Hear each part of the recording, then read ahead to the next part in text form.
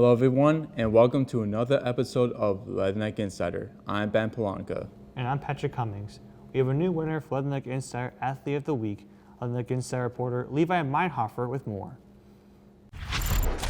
What's up, Leatherneck fans? I'm Levi Meyerhofer here with this week's Athlete of the Week, Emma Ponks. Emma, so far you've broken a pole vault record this year. Talk about your accolades so far this season and how you've prepared to continue breaking records.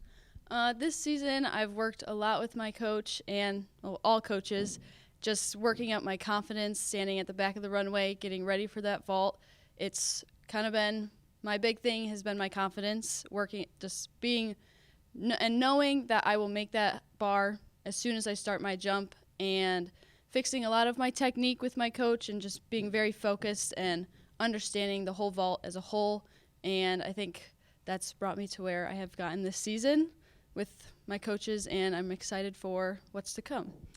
What got you started in pole vault, and how have you built on your past success to get here? Well, I started in high school, and that was from the push of my parents, and honestly, today it still is. My parents are probably my biggest role models, and they push me to do my best, even when I feel like I'm not doing my best or I don't think I'm in the best spot. As well as my teammates, I've gotten really close with them, especially the vaulters, and I think having that really good team bond has helped just being comfortable here and growing that confidence, like I said before. Just having that support is really good.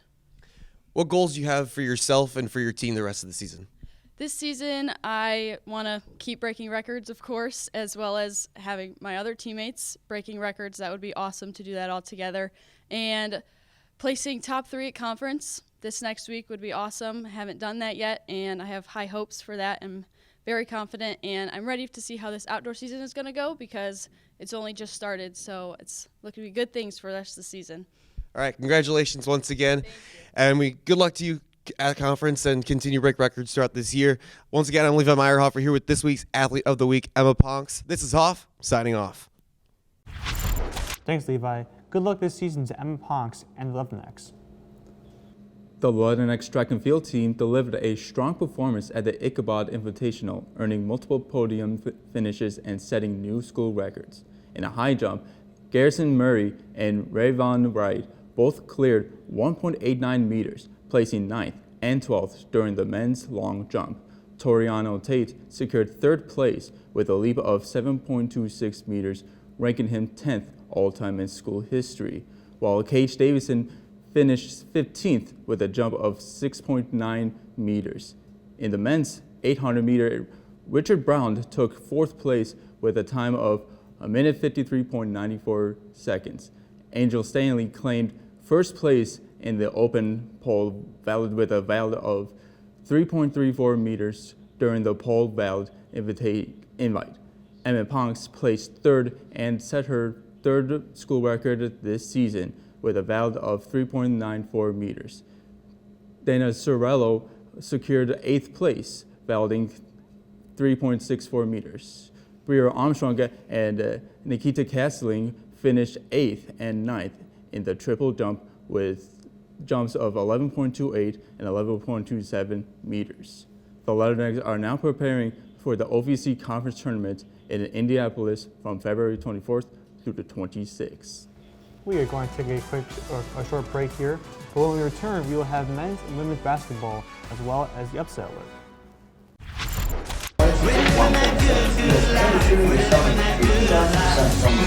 Not W? It's not W, it's W. W. W. That's what I've been stressing out about the most so far. It's saying W because I know it's something you're going to say right. Yeah, we've been here. They're like, we're waiting on, what are we waiting on? They haven't said anything. So we're ready to go. We can start.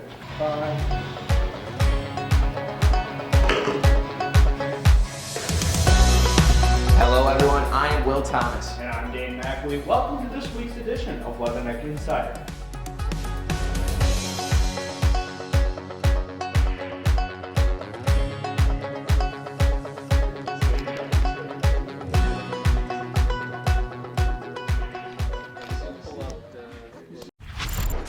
Welcome back here in Salee Hall. The WIU men's basketball team had a terrific performance last week. I had a chance to catch up with men's associate head coach Kyle Heikkinen about their previous home victories. The WIU men's basketball team won their recent home game against Southern Indiana and Morehead State last week. Associate head coach Kyle Heikkinen talks about the team's recent home wins and how the team changed throughout the season. So I think we've been able to settle in on more of a lineup. Big thing is getting more consistency in the starting lineup. I think guys have done a better job of executing down the stretch, executing starting games.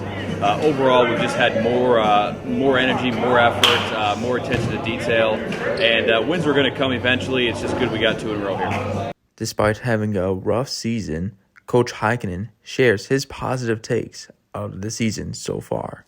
A lot of positives. I mean, the guys come to work every single day. They work hard.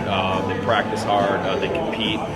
They've done everything that we've asked them to do. We've come up short in a few games, especially in that losing streak. But at the end of the day, you guys can see over the last weekend, things are starting to come together. Maybe a little bit late, but they are doing a good job, and hope to rally up a few more here before the end of the season. For Leatherneck Insider, I'm Ben Polanco. The Leatherneck take on Little Rock today at 3 p.m. and you can stream that game live on ESPN+. WIU women's basketball broke a 3-game losing streak with a win against Morehead State last Saturday and are looking to capture a couple more wins as they head towards the conference tournament. Leatherneck Insider reporter Marty Doyle got a chance to speak with guard Eddie Brownfield about her season and the push towards the OVC tournament. Junior guard Addie Brownfield is having a great third season for the Leathernecks, leading the team in steals, averaging 1.8 per game. Brownfield knows the role she plays and takes pride in her defensive effort. Yeah, I mean, obviously we have some super talented offensive players and stuff in that, so I wanted to, kind of bring something a little bit different to the table. In defense, like Coach says, defense travels. It's mostly all about effort, so that's something that you can control, and I try to bring that every game.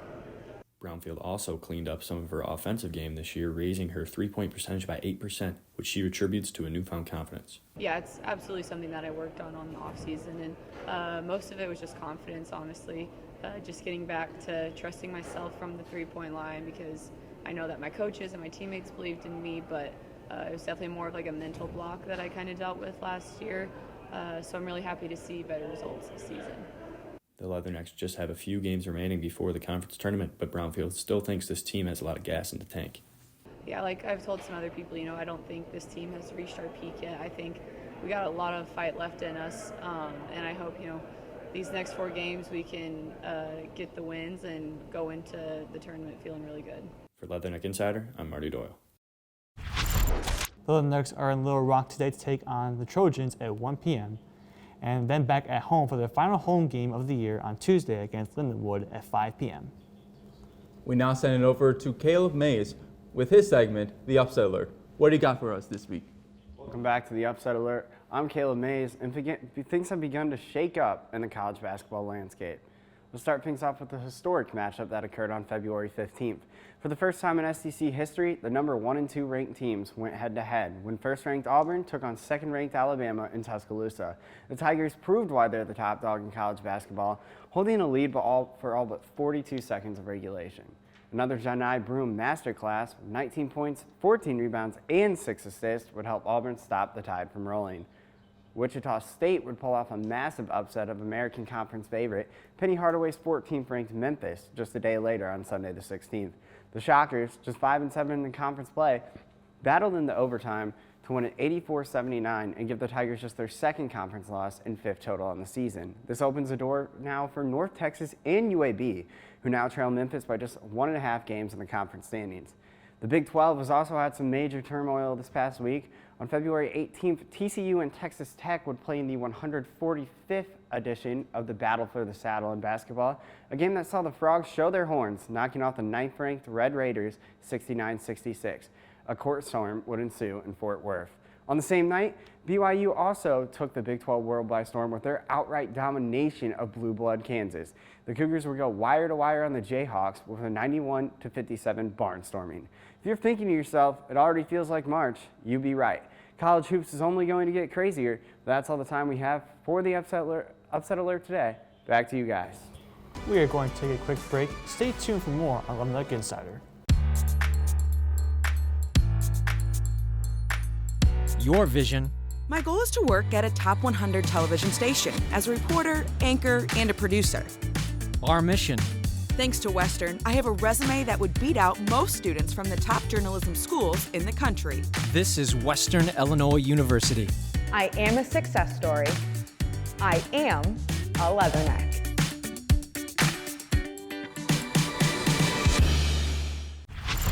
Welcome back, everybody. Leatherneck Insider bringing you some news on baseball, softball, and tennis. WIU softball begins their season with a dreadful record of 2-7 after finishing up the Hawaii Spring Fling Tournament. Leatherneck Insider reporter Kobe Blackman has more with the story. WIU softball has started with a record of 2-7. They kicked things off at the Rosemont Dome and will split the 4-game tournament, getting wins over Detroit Mercy and Butler. And Athletics will stay on the road and head to Honolulu, Hawaii for the Spring Fling softball tournament. And the waves will hit them just a little too hard. The Athletics will fall to CSU Bakersfield 16-0 and Hawaii 5-11. And heading over to day 2, the struggles will continue as the Knicks will try and catch a wave, but Sacramento State and Utah Tech will get the win, and the Knicks will try to bounce back day 3 against CSU Bakersfield, but will come up short 0-5. The Knicks road trip will continue as they will head to the Velvet Milkman Classic in Murray, Kentucky. Good luck, Leathernecks. I'm Kobe Blackmire, reporter from Leatherneck Insider. Thanks, Kobe. The Leathernecks will take on Robert Morris today at 9 a.m. The WIU baseball season just started last week at Murray State. The Leathernecks went 0-2, losing their first game 10-5 and the second game 16-0. Freshman Kenneth Perez led the Leathernecks with 3 RBIs, and senior Trevor Leon went 2 for 3, scoring 2 runs. The Leathernecks are in the middle of a 3-game series against New Mexico State, with today's game starting at 5 and tomorrow's game starting at noon. Good luck, Leathernecks. The WIU tennis team is coming off a 5-2 loss after playing host to Creighton. Leatherneck Insider Caden Strands caught up with Coach Organ to discuss the team's recent play. The WIU tennis team is off to a 3-4 start this spring season. Head coach Luke Ogren acknowledges that while team success is not where they want to be, there's still a lot of upside. Yeah, we look very promising so far. A lot of talent, a lot of big wins already. Obviously, team success not quite where we want it to be with a couple 4-3 losses in a row. But you can see that we have a lot of players doing a lot of good things. I mean, we don't have anyone that started in our singles lineup that doesn't have wins. We're looking really good right now, despite not our best performance in week 2. So I think it's definitely a sign of things to come. Ogren credits the team's success to solid newcomers as well as returners.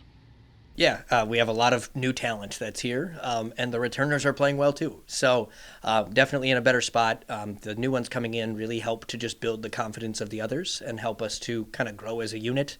Having huge wins at number 1 already makes a big difference for the confidence of the rest, and being able to come through in a lot of the tight 3-set matches makes a big difference for us. Reporting for Leatherneck Insider, I'm Caden Strands. Thanks, Caden. The team is at Columbia, Missouri, taking on Missouri at 3 p.m. Coming up after a break, we head over to the links for men's and women's golf. And a new segment of All In with Kobe and Caleb. Stay tuned.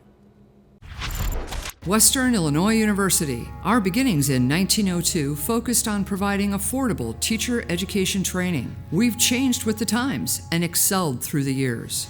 Today, Western is positioned for the next 100 years and beyond. Affordability of diverse academic programs, outstanding learning opportunities, and hands-on experiences provide excellent job placement for our graduates. This is Western, forever Western.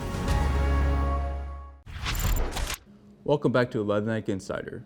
The Western Illinois University men's golf team is preparing for their first meet of this season without a designated head coach. Graduate assistant David Ayala is currently working as an active head coach for the team after the retirement of previous director of golf Leo Buchanan last spring. The Leathernecks hired Greg Garrett to be the interim coach until the university could find a suitable replacement. Garrett then left at the beginning of the 2025 year after only one semester of coaching the men's and women's teams for unreleased reasons by the university. The WIU Athletics has yet to release any quotes or updates of a search of a new head coach. The WIU women's golf team wrapped up their first match of the spring season last Tuesday at the Russ Buster Match Play Tournament in Clermont, Florida. In round 1, Olivia Kerr and 3 birdies in the opening round. 3 of the matches came down to the final hole in the first round, but the Leathernecks would come up short on all 3 matches, getting swept by Omaha 6-0. In round 2, Abby Hunter would make par on 12 of the 17 holes she played in. Once again, WIU would be swept to Akron 6-0 in the third round. WIU took on Northern Iowa. Olivia McChrystal won her match, the lone win of the tournament for the Leathernecks, shooting an 82. For all the latest information on Leatherneck Golf, visit goleathernecks.com. Well, it's not that time of the show for All In with Kobe and Caleb. What do you guys have for us? Welcome to the fourth segment of All In with Kobe and Caleb, and the All-Star Weekend wrapped up. And the big story was Matt McClung winning his third dunk contest in a row. Matt McClung on a 2-way contract for the Magic, but has opened up some eyes for some other athletes to compete, which brings me to my question. Caleb, do you want to see star athletes back in the dunk contest? Yeah, I think it'd be interesting. Like last time we really saw that, I guess, for star athletes was 2016 with Levine and Gordon. That was like the best dunk contest I've ever watched. I think it'd be cool, like if we have like Ant and John Morant going at it, like, or maybe even get Zion in there. I think it would be interesting to see like the best dunkers in the league like actually go at it. But yeah, I mean, I want to see star athletes in the dunk contest. Yeah, players like John Morant, Zach LaVine, Eric Gordon, and Giannis, even Giannis Antetokounmpo expressed an interest on Twitter. And then as we take a look at the second half of the seasons, teams East and West looking to make a push to the playoffs. Caleb, what team is going to most surprise you or say is the most dangerous out of both sides? Ooh, that's tough. I think for the East, I mean, the Celtics are complete and they are going to try to two-peat. But the Cavs, man, like the Cavs are so elite all around. Darius Garland's a great point guard. Spida, I mean, Donovan Mitchell is great. Evan Mobley and Jared Allen, like they're just complete. And then for the West, I'm going to go with the Thunder. I mean, they're stacked. I mean, SGA, Jalen Williams, Chet Holmgren. If Chet wouldn't have got hurt, they would have had 3 All-Stars in their starting 5 this season. So I think the Thunder, for sure, the best contender in the West. Yeah, for me, I like the Pistons. I like what Cade Cunningham has been able to do. 25 points, 6 rebounds. I think they can make some surprise, especially going into late into the season for the West. I like the Spurs. Victor Wembanyama, De'Aaron Fox. I just like what they could do. The two-way and CB3, the veteran presence. So, and if Caleb, if the season ended today, who would be your MVP and Defensive Player of the Year? For MVP, I'm going to go Shai Gilgeous-Alexander. I think he deserves it. He's the best point guard in the league and the most unguardable player in the league. I think he's putting up great splits, and I think that he'll win MVP. For Depoy, I'm going to go with Victor Wembanyama. Dude's an alien. I mean, he just snatches everybody. He just blocks shots like it's just his favorite hobby. I'm going to go with Victor for Defensive Player of the Year. Yeah, surprisingly, I agree with you this time for both options. I think Shai, 32 points per game, multiple 50 points as well in the season. Got to be Shai here, and like you said, I almost got it last year, but now this year I think it's his for sure. But that's going to wrap up this segment of All In with Kobe and Caleb. Have a great weekend, Macomb. Well, that's all the time we have for today, but stay connected with us on Instagram, Twitter, and TikTok at InsiderWIU. For Leatherneck Insider, I'm Ben Polanca. And I'm Patrick Cummings. Have a great day, Leathernecks.